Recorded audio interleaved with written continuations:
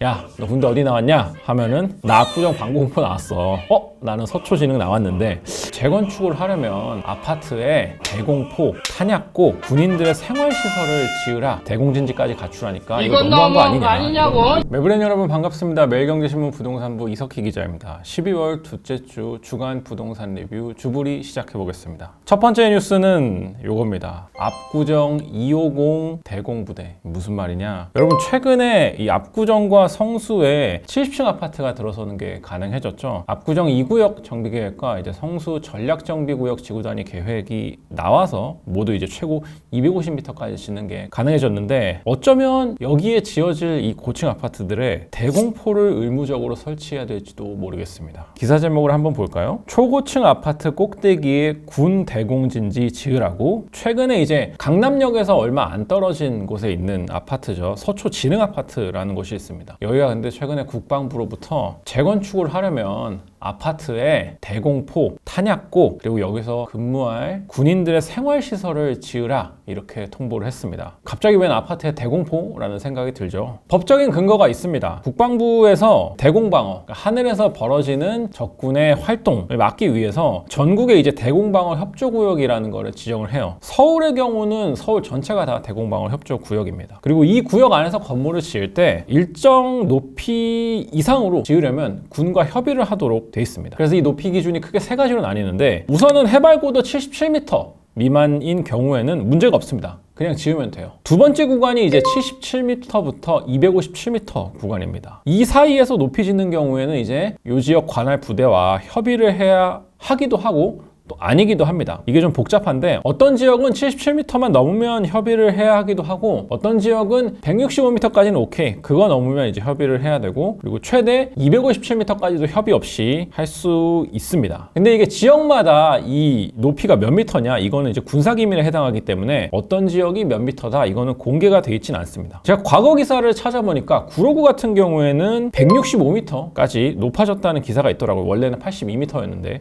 그래서 실제로 토지이음에서 이 구로구 일대를 보면 구로에 있는 두산 아파트를 제가 이게 검색을 해본 건데 토지이음에 보면 대공방어 협조구역 하면서 위탁고도 해발 165m 이렇게 나와 있습니다. 이제 이렇게 되어 있는 경우에는 해발 165m까지는 지자체장과 협의해서 지으면 된다 뭐 이런 뜻이죠. 이렇게 지자체 재량권을 넘겨서 위탁고도라는 표현을 쓰는 겁니다. 그리고 257m로 초과하면 무조건 군과 협의를 해야 합니다. 그래서 이제 이 뉴스를 보시고 그러면 지금까지 77m 이상으로 지은 아파트들이 많은데 거기는 왜 대공포가 없어? 이렇게 생각하셨을 텐데 가령 아크로서울 포레스트라든지 타워팰리스, 첼리투스 뭐 이런 것들이 있겠죠. 경우의 수는 이제 두 가지 정도로 제가 예측을 좀 해볼 수 있을 것 같습니다. 첫 번째는 이제 이들 지역은 지금까지 지어진 건물 높이까지는 위탁고도라서 그냥 지자체와 협의만 하면 됐다 이렇게 볼 수 있겠고 혹은 두 번째로는 위탁고도는 넘어가지만 군이 이제 대공진지의 필요성이 없어서 그냥 허락을 해줬다 이렇게 좀 생각을 해볼 수 있을 것 같습니다. 어쨌든 앞서 말씀드린 이제 서초진흥아파트를 포함해서 도봉구 쌍문 1차, 창동 상하 등 5곳에 군이 이제 대공진지를 설치를 요구했다고 합니다. 이렇게 되면 조합 입장에서는 불만이죠. 분양을 할 수 있는 면적이 줄어드니까 사업성이 줄어들 수밖에 없습니다. 게다가 이렇게 보통 고층을 지으면 이제 49층을 넘어가는 경우가 많은데 50층 이상부터 이제 지으면 초고층 건물로 분류가 되죠. 이렇게 되면 이제 30층마다 한 층을 피난층으로 비워둬야 됩니다. 이제 요걸 감수하고서라도 초고층을 올리겠다고 계획을 세운 건데 대공진지까지 갖추라니까 이거 너무한 거 아니냐 이런 말이 나오는 겁니다. 서울시 입장에서도 곤란한 게 이제 오세훈 서울시장이 35층을 폐지하고 한강변을 중심으로 이제 고층 아파트 시대를 열겠다 이렇게 얘기를 하고 허가를 내주고 있죠. 이제 성수 압구정 방금 말했던 게 대표적이었고 근데 이제 이런 일에 부딪히니까 좀 난감한 상황이 됐습니다. 서울시는 이제 주거시설에까지 대공진지를 설치하는 거는 좀 불합리하다. 군과 협의를 잘 해보겠다 이런 입장을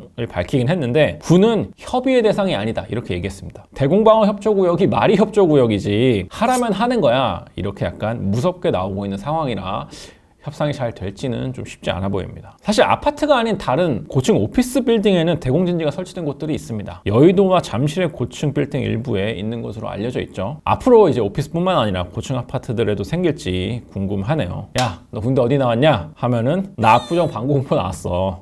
나는 서초진흥 나왔는데 뭐 이런 술자리 풍경이 벌어질지도 모르겠습니다. 자, 두 번째 뉴스입니다. 두 번째 뉴스는 월세살이 갭투자 마키나인데 이건 무슨 이야기냐면 이런 기사가 있습니다. 보증금 2억에 월세 300만 원 허그 보증 안 된다. 요 기사인데 고액 월세를 내는 반전세가 막히게 될 거다. 이런 내용의 기사죠. 제목을 보면. 여러분 이제 은행에서 전세 대출 받으려면 보증기관의 보증을 받죠. 보통 이제 3개 기관이 대표적입니다. 주택도시보증공사 허그, 그리고 주택금융공사인 HF, 그리고 SGI 서울보증이 있습니다. 각각 이제 대출 한도와 보증료율에서 좀 차이가 있긴 있습니다. 허그 같은 경우는 이제 전세보증금이 수도권은 7억, 그 외 지역은 5억 원 이하여야 보증이 나오죠. 근데 이게 그냥 전세냐 반전세냐 상관이 없었습니다. 기사에 나온 것처럼 이제 보증금이 2억이면서 월세 300만 원을 내야 하는 집이 있을 수 있고 그냥 보증금만 2억인 전세가 있을 수 있겠죠. 그리고 그 두 집은 상당히 차이가 좀 크겠죠. 면적이나 뭐 선호도 이런 거 측면에서. 근데 두 경우 모두 보증금의 80%까지 대출이 나옵니다. 똑같이요. 근데 이게 30일부터는 2억에 300만 원 하는 집은 보증이 나오지 않게 됐다. 이런 얘기입니다. 앞으로는 어떻게 되냐면 이제 이 월세 300만 원에 전월세 전환율이라는 걸 적용해서 100% 전세로 이걸 환산했을 때는 보증금이 얼마가 될지를 따지게 됩니다. 당장에 이제 적용될 전월세 전환율은 6%인데 요거는 이제 향후 금리에 따라 좀 변동이 되겠죠. 어쨌든 그러면 이제 월세 300만 원이 전세로서 얼마의 가치냐. 1년에 이제 월세 총액이 3,600만 원이겠죠. 요걸 이제 0.06으로 나누면 6억이라는 계산이 나옵니다. 그래서 이제 월세 300만 원이 보증금의 가치로서는 6억이 나오는 거고 원래 있던 보증금 2억이 있죠.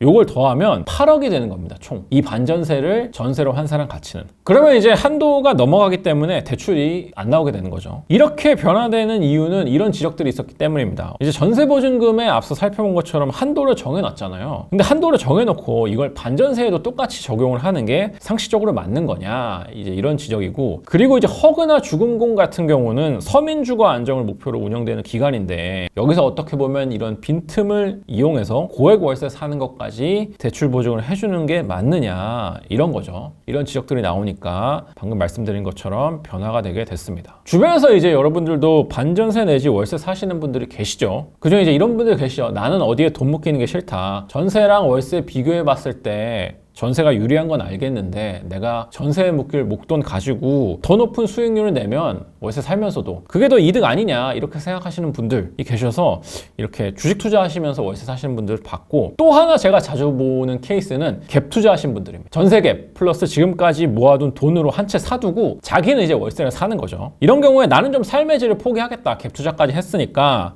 나는 이제 투자에 집중을 하고 실거주는 빌라나 저렴한 반전세 내지 월세 사시는 분들이 보통 많으시죠. 근데 이러면서도 나는 삶의 질을 좀 포기 못한다 해서 조금이라도 괜찮은 곳에 들어가시려는 분들이 계세요. 그런 분들이 이런 이제 비싼 반전세에 사실 텐데 이런 분들은 이런 변화 때문에 좀 걱정하실 수도 있을 것 같아요. 근데 허그 이외에 이제 주금공과 SGI 서울보증도 있다고 말씀드렸죠. 주금공은 이미 9월부터 똑같이 하고 있습니다. 그래서 이제 남은 희망이 SGI 서울보증인데 제가 직접 SGI 서울보증에 확인을 해봤습니다. 근데 확인해봤더니 아직까지 여기는 변화할 계획이 없는 상황이라고 합니다. 물론 뭐 SGI가 셋 중에 보증료가 가장 높은 편이긴 한데 그래도 여전히 고액 반전세를 할 수 있는 길은 열려있는 상황입니다. 자, 마지막 뉴스입니다. 마지막은 이제 계엄의 후폭풍입니다. 계엄 사태 후폭풍으로 증권시장이 이제 요동을 치고 있죠. 요 며칠간 좀 이제 코스피가 회복을 하긴 했는데 근데 부동산 시장에도 이제 상당한 위축 효과가 나타나고 있습니다. 주불이에서 이제 주간 통계는 보통 뒤에 다루는데 이번에는 좀 일찍 꺼내 보겠습니다. 전국 아파트 평균 이제 매매 가격 지수가 전주보다 더 하락폭이 커져서 마이너스 0.03%를 기록했고 수도권이 보합으로 돌아섰습니다. 그리고 서울도 0.04에서 0.02%로 상승폭이 축소가 됐어요. 서울이 최근에 상승폭이 계속 축소가 되긴 했지만 돼봤자 이제 0.01%포인트씩 줄어드는 거였는데 이번 주에 확 상승폭이 많이 줄었네요.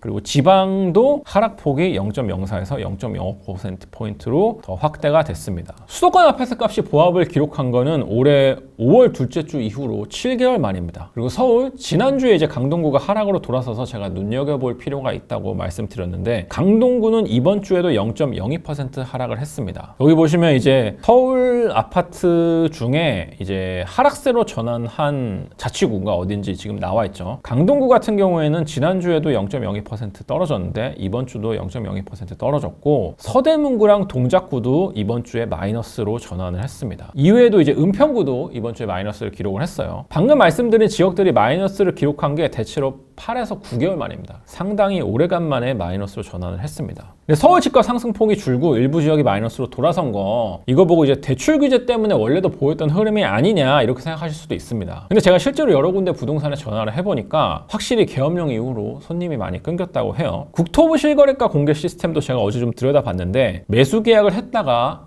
해지한 것도 이제 나오죠. 물론 이제 평균적인 상황과 비교해서 이게 맞냐 적냐까지 제가 비교를 해보진 못했지만 이 일 때문에 해지한 경우도 좀 있지 않을까라는 생각도 들더라고요. 당장의 거래량은 제가 일별로 좀 봤는데 아주 드라마틱하게 줄진 않았지만 4일부터 어제까지 통계를 보면 조금씩 줄어드는 추세였습니다. 그리고 이제 청약 시장에서도 변화가 좀 감지됩니다. 이번 주에 이제 서울 분양 대여가 있었죠. 지난주 저희가 주불에서 소개해드린 방배 삼익 재건축하는 아크로리치 카운티. 근데 여기가 청약 건수가 평소에 비해서 좀 줄었습니다. 제가 이제 표로 만들어 놓은 게 최근에 분양가 상한제 지역에서 나왔던 청약들입니다. 8월에 똑같이 방배에서 DH 방배를 했었죠. 여기가 이제 신청 건수가 86,758건이었어요. 그리고 청담 르엘도 76,787건이었고 DLC 에델루이가 조금 적어서 54,550건. 그리고 잠실 레미안 아이파크 어마어마했죠. 121,965건이었는데 아크로리치 카운티가 51,628건에 그쳤습니다. 잠실 레미안 아이파크, 청담 르엘, DH 방배랑 비교했을 때는 상당히 많이 줄어든 숫자고